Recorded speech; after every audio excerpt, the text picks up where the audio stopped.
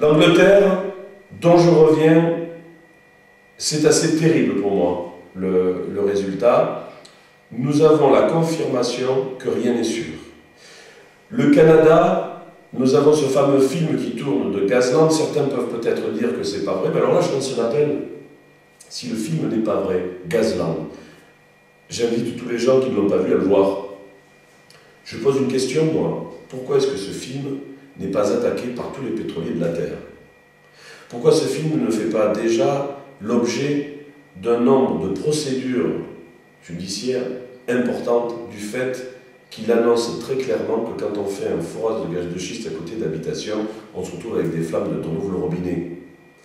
Pourquoi est-ce que ce n'est pas démenti? Les seules réponses que l'on m'ait données à ce jour, c'est que il n'y a pas, d'après les pétroliers, de lien de cause à effet entre la qualité de l'eau aujourd'hui et ce qu'elle était avant par rapport à la fracturation hydraulique. En gros, ils disent que, comme on n'a pas fait l'étude du terrain avant et l'étude de la qualité de l'eau, les forages ne sont peut-être pas impliqués dans ces résultats catastrophiques. C'est un petit peu gros, et ce n'est pas ce genre de réponses qui vont nous satisfaire. Les préfets qui se succèdent, quand ils valident nos cartes d'urbanisme, nous rappellent tout de même bien régulièrement, attention, vous êtes en zone sismique.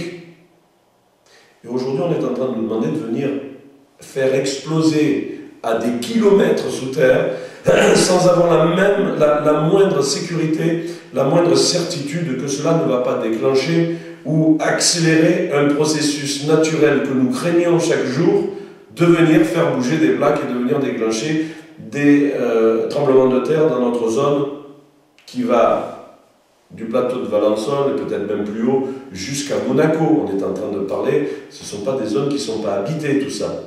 Je pense que c'est complètement déraisonnable de continuer de réfléchir à faire ces forages-là dans des zones comme les nôtres.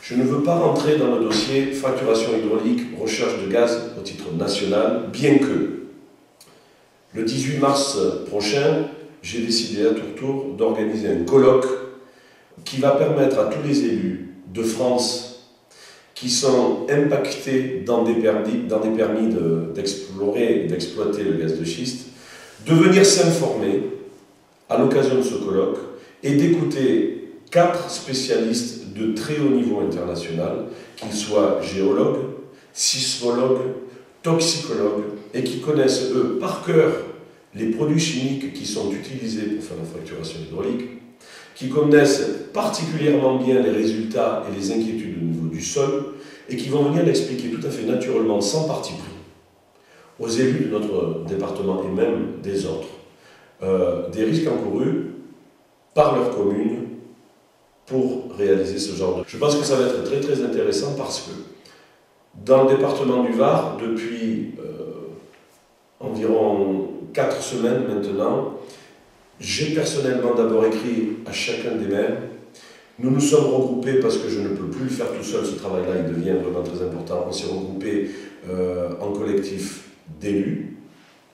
Pas plus tard qu'hier, nous nous sommes tenus la main, les maires, dans le travail, dans une séance de travail, pour essayer de préparer notre planning d'action qui aura pour but d'informer tous les élus du nombre d'arrêtés qui ont été pris dans le Var. À ce jour, je peux vous dire qu'aujourd'hui même, nous en sommes à plus de 90 arrêtés, que le préfet, évidemment, va devoir étudier de près, le préfet du Var, pour vérifier qu'il y a une véritable volonté de non au gaz de schiste dans notre département, parce que nous n'avons pas, encore une fois, suffisamment de données, nous n'avons pas suffisamment de billes pour comprendre ce dont il est question. Ce colloque du 18 mars va vraiment permettre aux élus de s'informer et de prendre leurs décisions derrière. Je pense qu'il y aura plus de 200 maires de France. Nous avons déjà des confirmations de maires qui sont de Seine-Saint-Denis.